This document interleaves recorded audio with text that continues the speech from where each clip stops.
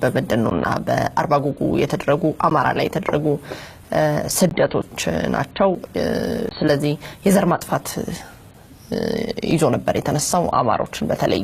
የሚለው እንዴት ያውታል የአርባጉጉ ስደትና የበደኖ ስደት ማንቀሰቀሰው ያንን የሚጠየቅበት በጊዜው በስልጣን ላይ የነበረው መንግስት ነው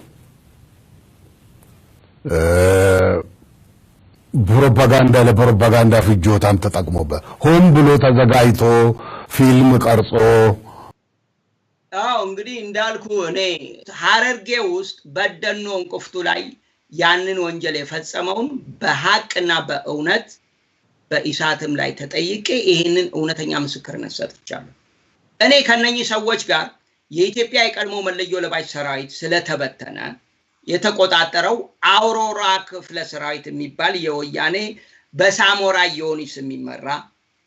ሳረ መኮንን ምክትል የሆነበት ከዛ በርሄ እንደገና እዛ ሐረር ውስጥ ደግሞ ኪዱ የሚባል ነበር የሐረር ከተማ አስተዳዳሪ ሆኖ የተሾመ እነ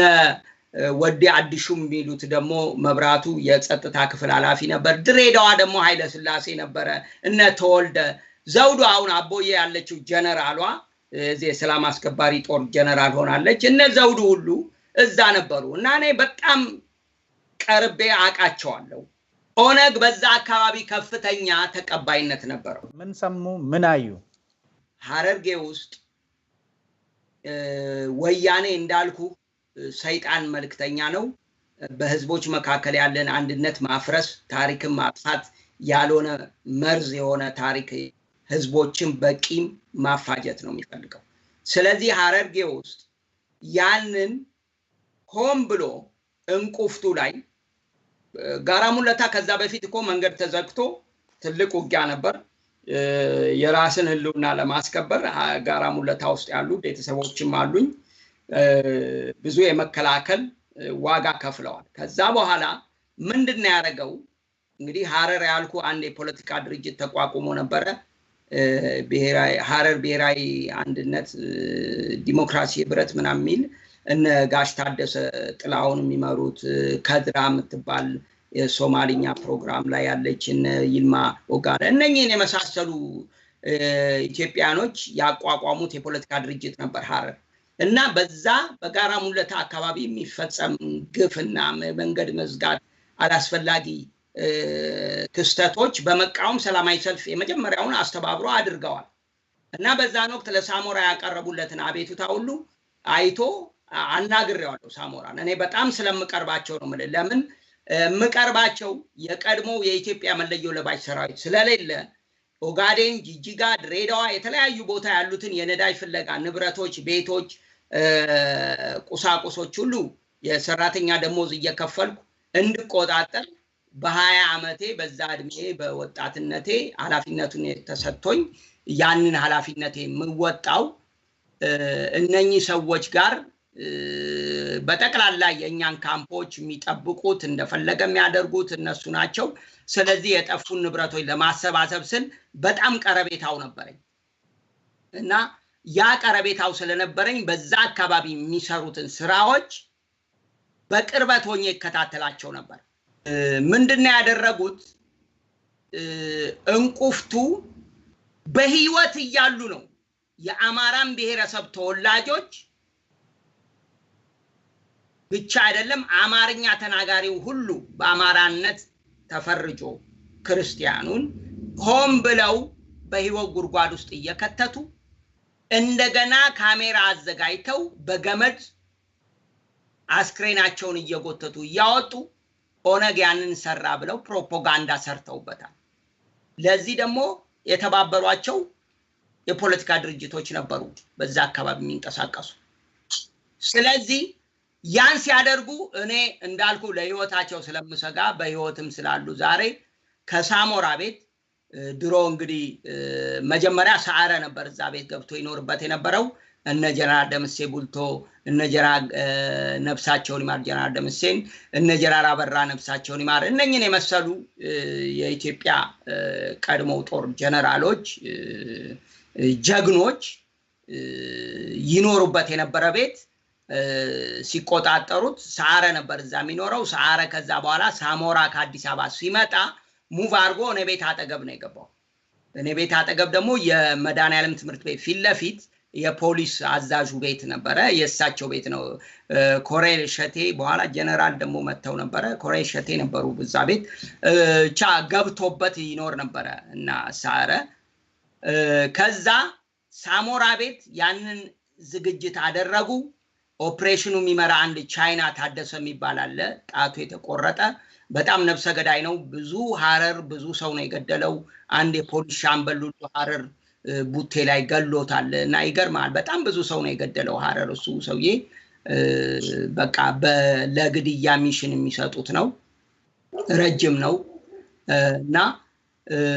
ያንን ኦፕሬሽን እንደዛ አድርገው ካሜራማኖች አዘጋጅተው ይሄ ጎልፍ ላይ በኢራንና ኩዌት የነበረው ጦርነት ላይ የተሰማራው የአሜሪካን ጦር ይጠቀምበት የሚመስል ሽሮአማ ከለር የወታደር መኪና ዶጅ ነው የሚባለው ያን ነው እንግዲህ ይዘው ሄሊኮፕተር እኔ ድሮ አውቃለሁ ድሮ መሳሪያ ግምጃ ቤት ነበሩ እንደዛ አሮጌ ዶጅ ሄሊኮፕተር የሚባሉ መኪኖች ነበሩ ጦሩ የቀድሞው ጦር ይጠቀምበት የነበረው እና ያንን ሽሮ ከለር ያለው በዛጭ ነው ሹፌሩን ለህይወታቸው ደህንነት ስል አልናገር ማንነታቸውን እና እሳቸው ጭነው ሄዱ ማታ ነው ሄዱት ከዛ በኋላ ያ ሚሽን ተፈጸመ ያንን ኦነግ እንዳደረገው አድርገው በፕሮፓጋንዳ ዜና ሰሩበት በቴሌቪዥንም አቀረቡት በቃ ኦነግን በአካባቢው ያለውን በማህበረሰቡ ጥላቻ እንዲነዛበት አደረጉ ከነኚህ ሰዎች ቀረቤታ ካሉት ያንን በዛን ጊዜ የአማራ ተወላጆችንና አማርኛ ተናጋሪዎችን ሰብስበው ወደ ገደል ሲከቱ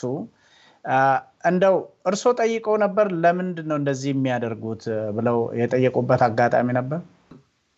ሳሞራን ጠይቀዋለሁ ለምንድን ነው እናንተ የሽግግር መንግስቱ ሰራዊት ነን ካላችሁ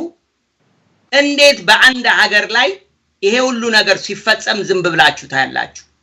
እና መንገዶች ሲዘጉ ዜጎች የመንቀሳቀስ ከአካባቢ ወደ ፈለጉበት አካባቢ የመንቀሳቀስ ነፃነታቸው ተዘግቶ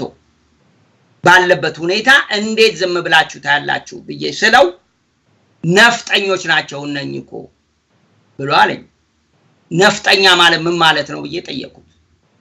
ስጠይቀው እነኝኮ አማሮች ናቸው አለኝ አማሮች ናቸው ስለዚህ መጥፋት አለባቸው አለ ስለዚህ ያንን ተቃውሞ በወቅቱ አቀረብኩለት አማራ ላይ ያላቸውን ጥላቻ ከዛን ቀን ጀምሮ አየሁን አማራውን ለማጥፋት ያ ደግሞ በኦሮሞ ብሔር ተወላጆች እንደሚፈጸም ለማድረግ ሆም ብለው በአጀንዳ ተንቀሳቀሱበት ሁለቱ ህዝቦች መካከል ተዋልደዋል እኮ እንዴ ነው ሐረርጌ ጃርሶ ብትል አለማያ ብትል አወዳይ ብትል 3 4 2 አሉ በፍቅር ማን ነክቷቸው የተዋለደ አብሮ ከይጀበና እስከ ይጀጩፋ ሆጃ እየጠጣ የቃመ አብሮ የኖረ ህዝብ በደስታውን በሐዘኑ ረመዳን ጾም እኮ አብሮ ነው የሚያከብረው አቶሮራ ቃጢራ አድሮ አብሮ ረመዳንን ጾም አብሮ የሚካፈል ነው ክርስቲያኑ ሙስሊሙ ለጥምቀት ታቦት ይሸኛል የሐረርጌ ቤትም ወሎም ውስጥ ሙስሊም ኢትዮጵያኖች ወገኖቻችን እና በእነኚህ ህዝቦች መካከል ጥላቻን እየነዙ የነሱን ያገዛዘመን ይሄው 26 አመት ዘለቁ ማየት ያለብን እኮ በዚያን ጊዜ ያንን ፊልም ቀርጾ ፊልሙ ተሽጧል ውጭ ሀገርማ በገንዘብ ነው የተሸጠው እዚህ በሚዲያ ነው የተሰራጨው ምንድነው አላማው ብሎ ለምን አይጠይቅም ሰው አላማው ኦሮሞና አማራን ለማጋጨት ነው እነሱ ማይታረቁ ጠላቶች አድርጎ ስልጣን እስከ መጨረሻው ስልጣን ላይ ለመቀመጥ የተደረገ ሁኔታ ነው ሁለቱ ትልልቆች ህዝቦች እነዚህ ናቸው እነሱ ከተጣሉ እኔ ልኖር ይችላልው ከሚል ዘይቤ ተነሳ ነው ያኔ እኮ ፓርላማ ውስጥ እሹ ተነስቷል የዚህ በደነው በተለይ ነፃ የሆነ ምርመራ ይደረግ ኢንዲፔንደንት ኢንቨስቲጌሽን ተብሎ ነው እምቢ ያሉ ምክንያቱም ማን እንደሰራው ይታወቃል